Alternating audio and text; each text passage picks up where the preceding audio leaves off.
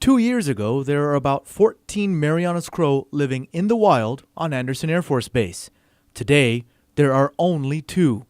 Jeff Kittigwa is a Department of Agriculture wildlife biologist who keeps track of the Marianas Crow on Guam. The latest count of the Marianas Crow, what's known is that we have 2 birds that are out in the wild. We have 2 that are here in captivity. Guam and Rota are the only 2 places in the world where Marianas Crow can be found. So why are their numbers dwindling? Kittigwa says it could be due to a number of things. Brown tree snakes and feral cats have been blamed for wiping many of them out, and by the year 2000, there were only a few left in the wild. So they took some birds from Rota and released them on Andersen, where they had snake control to try and repopulate the island. The birds have been living in the northwest field and munitions storage areas of Andersen Air Force Base ever since.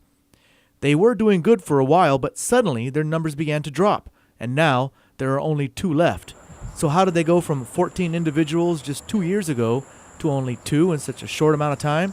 Well, one possible answer is habitat disturbance due to the construction and other activities happening on and near Andersen Air Force Base. There's a lot of development that's going on, not only inside the base, but even outside. So, there could be issues with that. And the development, it requires a lot of clearing and grading, right? So once you start removing forested areas, you're chasing them off from their territory.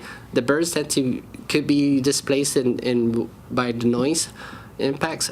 We've seen it. It's been observed in nesting areas where the birds will panic in a way when a F-17 flies right by or something. But we just don't know. We can't point fingers to particular projects or whatever really happened.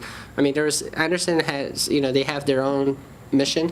They have to do their mission to be the best that they are, right, with defending our country.